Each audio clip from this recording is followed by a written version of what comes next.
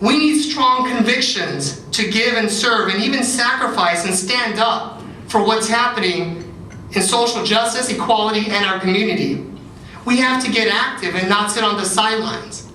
I remember speaking at Honeywell on behalf of the United Way, because I do public speaking for them to help them raise money. And I remember the person next to me spoke right before me, and her testimony blew me away. This African American woman has 4 kids. She comes home one day, and it's during November, almost Thanksgiving time. Her husband of 17 years looks her in the eye and says, "I'm leaving you. No reason why, I'm leaving you." And obviously there's probably been a culmination in their family. He leaves.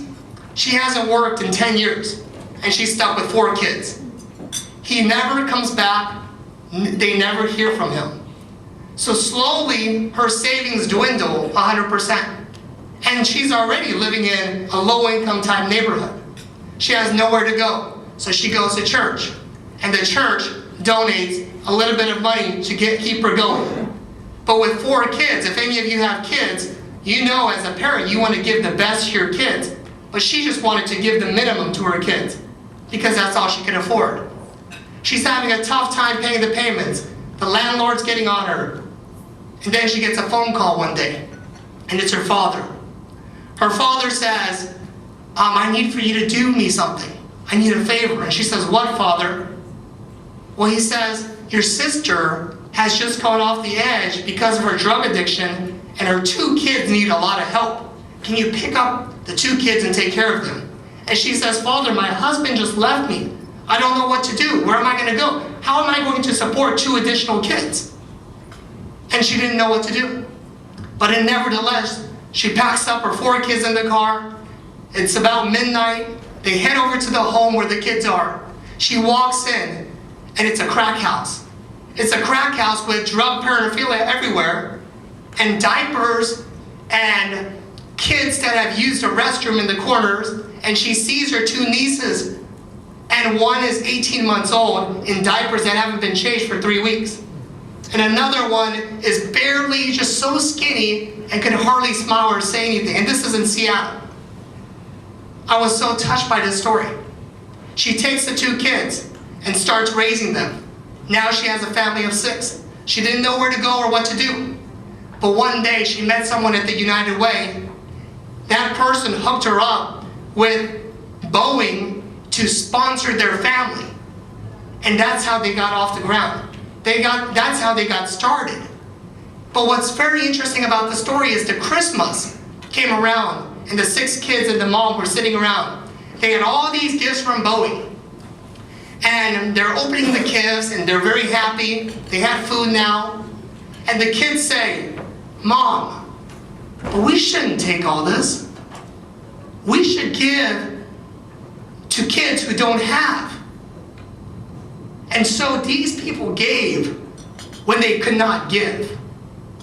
So I look at Korean Americans, and we have some of the highest incomes in the demographics in America. And yes, we probably give to our churches, and that's good. But that's where usually we stop. I would ask each one of us to think about giving back, not only in money, but also volunteering and giving ourselves to the community. It's time for us to get active. The reality is that people with vision and leadership give back. It's easy to think about being a visionary, being a leader, because we all want to be that.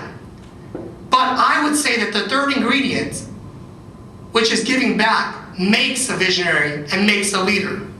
I would encourage each one of us to look deep inside ourselves and find the path and the passion to be a visionary, a leader, and most importantly, a giver. It's an exciting time, but a troublesome time. The world seems to be crashing with all the bank failures, the fear in the market. But strong leaders and strong communities rise in the face of difficulty. It's time for the Korean American community to stand strong, exemplify courage, unity, and generosity. When we can't give, when it's tight, it's time to give. I want to tell you one last story and end here with this story. It's the story of Donald Trump. You guys know he's a multi-billionaire. And while I was on the show, I spent about 9 weeks with him. And he told us so many things. How many buildings he owned, how much money he has, all of his accomplishments. And you know what? It's kind of funny. If you ask me how many buildings does he own, I can't tell you how many. I don't remember. But I do remember one story vividly. One day, Donald Trump was in his limousine in New York. And he was driving across, he wasn't driving, his driver was driving across the Brooklyn Bridge. It was raining, just pouring cats and dogs that particular day. And they get a flat. And Donald Trump's irritated because he doesn't like it when there's a flat tire or he gets delayed. So they pull over, and the driver's a little bit scared because he doesn't know how to change a flat tire. The driver goes out there, tries to start changing it, but it's taking 10 minutes, 15 minutes, 20 minutes. Donald Trump rolls down the window. Hey, what's going on? Hurry up. The driver's like, okay, I'm trying to do my best. A taxi comes by, stops behind him, and says, hey, you need a hand.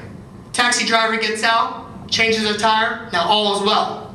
Donald Trump gets out of the car and wants to just say thank you to the taxi driver. And says, hey, can I give you some money or can I pay you for the taxi driver's like, no. Not even $1. Not even an autograph. Not even, hey, you're Donald Trump. He just does this little thing and leaves. Donald Trump is so impressed by that he goes back, finds out who that person was through the cab company, and then the next thing that happens is the taxi guy goes home, gets a phone call while having dinner with his kids and his wife, and the mortgage company calls and he's like, oh gosh, I know I'm probably late again, please, I'll get my money together, I'll pay the mortgage on time. They go, no, sir. We're calling to let you know that your mortgage has been paid off. I don't remember how much money Donald Trump has. I don't remember how many buildings he has. But I would never forget that story. And I think it's obvious why we won't forget that story. Because it's memorable. It stands for something. So my question to you is, what will the Korean American community be remembered for? When we all pass, what will we be remembered for? But more importantly, what will you be remembered for? Thank you.